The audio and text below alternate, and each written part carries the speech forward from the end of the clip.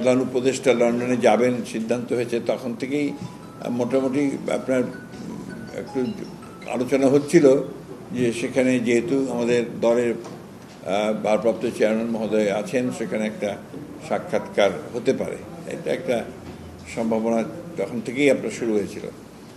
এটা আপনার এখন ম্যাচিওর হয়েছে এবং আমাদের এটা নিয়ে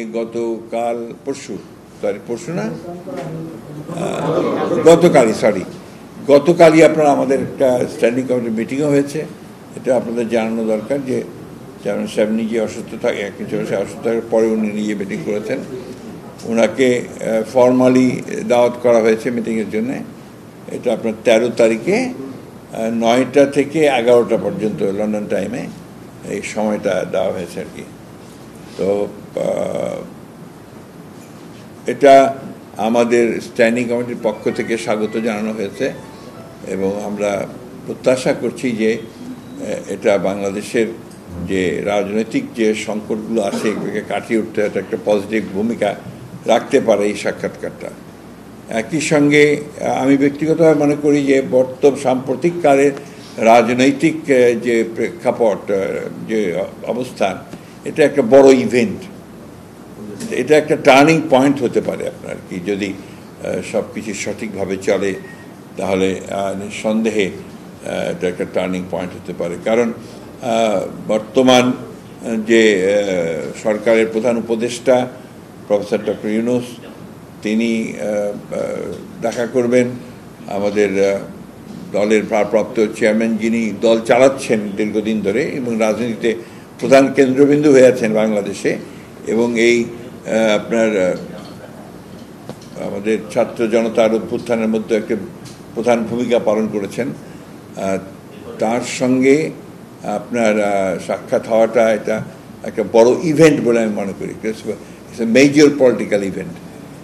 এবং আমার মনে হয় যে এখন এই সময়ের মধ্যে এটা সবচেয়ে ইম্পর্ট্যান্ট ইভেন্ট, এটার গুরুত্ব অনেক বেশি। আপনার আমি মনে করি যে এটা জাতীয়ভাবে বা আন্তর্জাতিকভাবেও এটার গুরুত্ব অনেক বেশি। কারণ ইতিমধ্যে আপনারা জানেন যে আপনাদের পত্রপত্রিকাতেই সাংবাদিকদের মধ্যেই বহু আলোচনা বিভিন্ন বিষয় নিয়ে চলছে আর কি, সাবজেক্ট নিয়ে কথাবার্তা হচ্ছে। তো এর মধ্যে এই সাক্ষাৎকারটা হলে অনেক সমস্যার সমাধান হয়ে যেতে পারে এবং অনেকগুলো সহজ হয়ে যেতে পারে, নতুন ডাইমেনশন সৃষ্টি হতে পারে, সম্ভাবনা অনেক আর কি।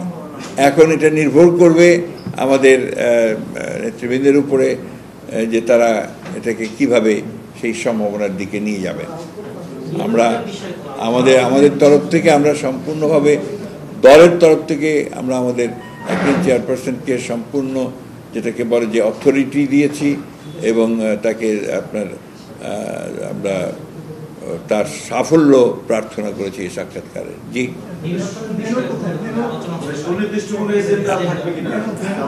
এখানে সুনির্দিষ্ট কোনো এজেন্ডা নেই। ভেন্যুটা হচ্ছে উনি যেখানে আছেন, আপনার যে হোটেলটা নামটা হচ্ছে আপনার, হ্যাঁ, ওইখানেই হবে এটা মেট্রো, এবং ওখানেই তার সঙ্গে আপনার ইংল্যান্ডের deputy leader of the house আপনার উনি দেখা করবেন। এরপরে এই সময় অন্যান্য নেতা যারা আছেন তারা ওই হোটেল ওখানেই দেখা করবেন। ভেন্যু একটাই।